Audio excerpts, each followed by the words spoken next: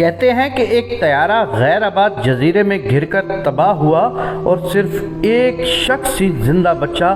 وہ بے چین تھا اور خدا سے دعا کرتا تھا کہ کوئی اسے بچانے آئے، مگر کوئی نہ آیا۔ خدا نے اسے پورے جہاز میں سے بچا لیا اور ہر امید تھی کہ کوئی نہ کوئی یہاں پر اس کی مدد کے لیے آئے گا، لیکن کوئی آنے والا نہیں تھا۔ تھک ہار کر اس ایک انجان سے جزیرے پر اپنی حفاظت کے لیے اس نے لکڑیاں اور گھاس سے ایک چھوٹی سی جھونپڑی بنائی۔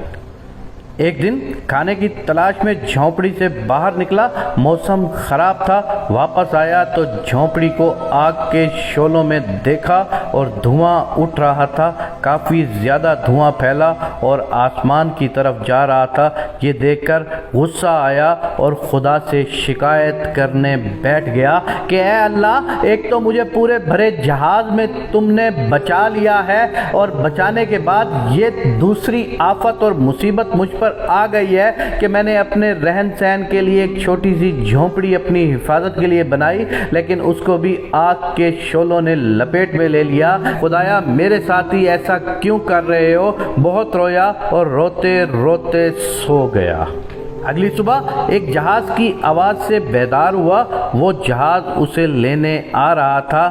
جہاز کے کپتان سے پوچھا، تمہیں کیسے پتہ چلا کہ میں یہاں ہوں؟ کس نے تمہیں بتایا؟ کپتان نے کہا، ہمیں آپ کے دھواں کا سگنل ملا اور ہم آپ کو لینے کے لیے آ گئے۔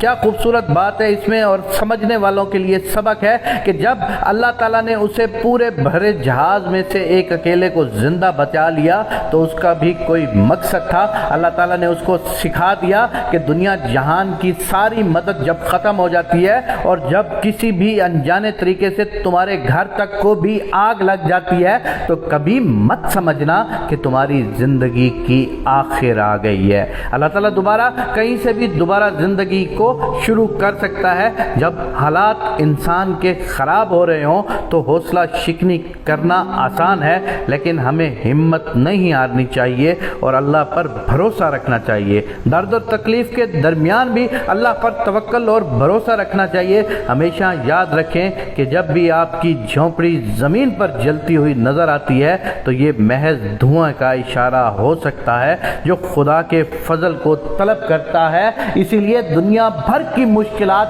جب بھی تمہارے اوپر آ جائیں اور تمہیں وہاں سے نکلنے کا کوئی راستہ بھی نہ مل رہا ہو تو اس لمحے بھی، اس وقت بھی تم نے اپنے اللہ پر توکل کرنا ہے، تم نے اپنے اللہ سے ہی مدد مانگنی ہے۔ میں تمہیں دعوے سے کہہ رہا ہوں کہ وہاں سے راستہ بنائے گا میرا پروردگار۔ بظاہر تو دھواں آسمان میں غائب ہو جاتا ہے، لیکن دیکھنے والوں نے اسے کہاں سے بیٹھ کے دیکھ لیا اور انہیں احساس ہو گیا کہ یہاں پر کوئی پھنسا ہوا ہے اور وہ اس کو لینے کے لیے آ گئے۔ اللہ کی امید سے کبھی نا امید نہیں ہونا۔ اللہ تعالیٰ وہاں سے راستے پیدا کرتا ہے جہاں پر انسان کی سوچ کبھی جا ہی نہیں سکتی۔